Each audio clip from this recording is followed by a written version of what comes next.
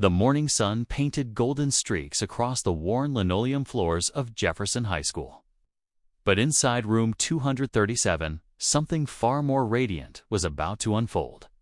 Mrs. Elena Rodriguez adjusted her pearl necklace, a gift from her late grandmother, and smoothed her emerald blazer as she prepared for another day that would unknowingly change to lives forever. At 52, Elena had devoted nearly 3 decades to teaching literature, transforming countless young minds with her passionate discussions of Shakespeare and Maya Angelou.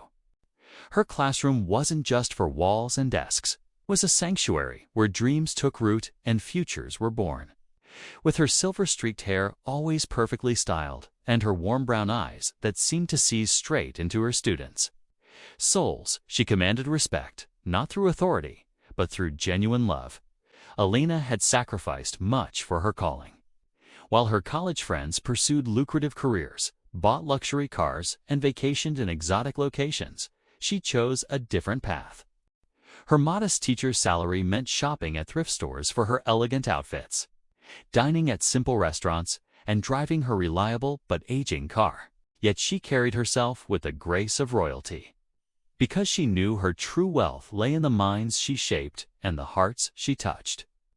That particular Tuesday morning in November, Elena noticed something different about Marcus Williams. The 17-year-old sat in the back corner, his usual spark dimmed, shoulders slumped in defeat. Marcus wasn't just any student. He was her literary prodigy. The young man who could analyze Othello with the insight of a scholar and write poetry that brought tears to her eyes. His essays weren't just assignments. They were windows into a brilliant mind yearning to soar. "Marcus, could you stay after class?" Elena asked gently as the bell rang. As the other students filed out, chattering about weekend plans and upcoming parties, Marcus remained seated, staring at his worn notebook. Elena approached slowly, her heels clicking softly against the floor. "What's troubling you, dear?" she asked, pulling up a chair beside him. Marcus looked up, his eyes glistening with unshed tears. "Mrs. Rodriguez, I got accepted to Columbia University. Full academic scholarship for tuition." His voice cracked. "But I can't go." Elena's heart soared and broke simultaneously. Columbia, the dream school Marcus had worked toward for years. "That's wonderful news. Why can't you go?" "The scholarship only covers tuition." "I still need money for housing, meals, books, everything else." "We're talking about $25,000 a year." Marcus's voice dropped to a whisper. "My mom works 2 jobs just to keep food on the table. My dad, he left when I was 12. There's no way we can afford it." Elena felt as if someone had reached into her chest and squeezed her heart. She knew Marcus's story, raised by a single mother who cleaned office buildings at night and worked at a grocery store during the day. Despite every obstacle, Marcus had maintained a 4.0 GPA, volunteered at the local shelter, and written stories that could move mountains. "Have you applied for additional financial aid?" Elena asked, though she suspected he'd exhausted every option. "Everything. Student loans, grants, work-study programs. I'm still short $20,000 for the first year alone." Marcus wiped his eyes with the back of his hand. "Maybe community college isn't so bad. I can work and save up, maybe transfer later." But Elena knew the statistics. Students who deferred their dreams often never returned to them. Life had a way of creating responsibilities that made it harder and harder to chase what seemed impossible. That evening, Elena sat in her small apartment, surrounded by the simple elegance she'd cultivated over the years. Her furniture was modest but carefully chosen, her walls adorned with artwork from former students and photos of graduation ceremonies. She opened her laptop and stared at her bank account, the result of 30 years of careful saving, sacrifice, and living below her means, $68,000. Her entire life savings earmarked for her own dreams. A small cottage by the sea, traveled to the literary landmarks of Europe. Security in her golden years.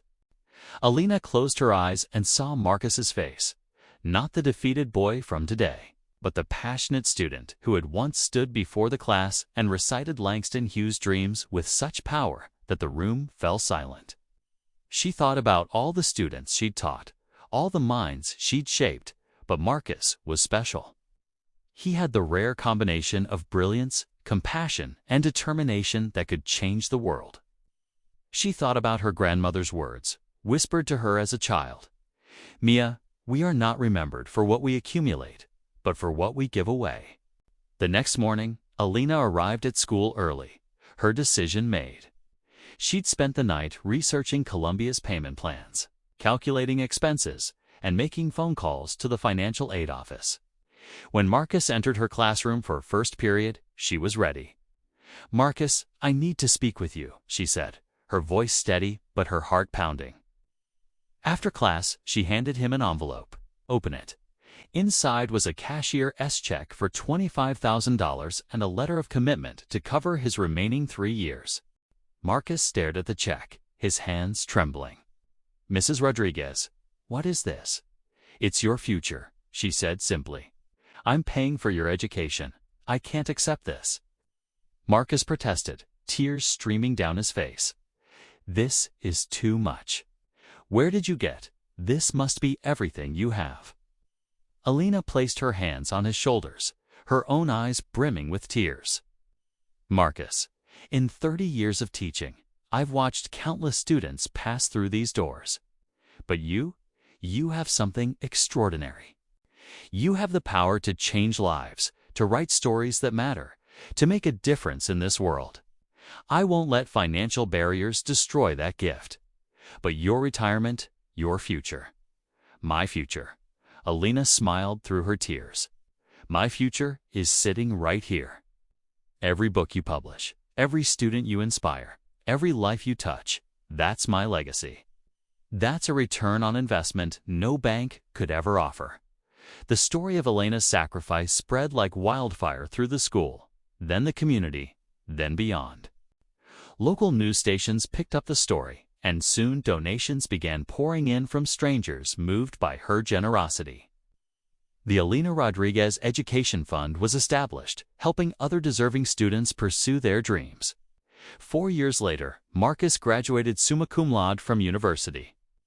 At his graduation ceremony, he took the podium as valedictorian and spoke not about his achievements, but about a teacher who believed in dreams more than dollars. "There's a woman in the audience today who changed my life," Marcus said, his voice carrying across the packed auditorium. "She didn't just teach me about literature. She taught me about love, sacrifice, and the power of believing in someone else's potential." Mrs. Elena Rodriguez, would you please stand? As Elena rose from her seat, the entire audience erupted in thunderous applause. She was wearing a new dress that day, a gift from her former student, but her radiance came from something far beyond material beauty. Marcus had kept his promise. His first novel, dedicated to Mrs. Rodriguez, who taught me that some investments are priceless, became a bestseller. The royalties from his book sales allowed him to repay every penny of his education costs, plus establish a scholarship fund in Elena's name. But the true magic of Elena's gift wasn't in the money she gave, it was in the message she sent. She proved that sometimes the most glamorous thing you can wear is a generous heart. And the most beautiful accessory is the knowledge that you've helped someone else shine. Today, Elena still teaches at Jefferson High School, but now she does so in the newly renovated Rodriguez Center for Literary Excellence. Her story has inspired teachers worldwide, and the Elena Rodriguez Foundation has helped over 200 students pursue higher education. When asked about her decision to give everything for one student's dream, Elena's response remains consistent. "I didn't give up my future. I invested in something far more valuable than money could ever buy. I invested in hope, in potential, and in the beautiful truth that when we lift others up, we all rise together." Marcus often returns to room 237, now as a successful author and motivational speaker. He tells current students about the woman who saw gold where others saw only struggle, who proved that real glamour isn't about what you own, but about what you're willing to give.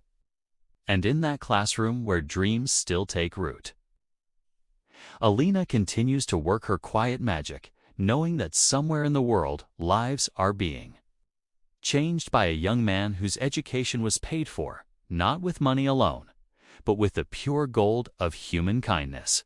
Like and subscribe for more videos.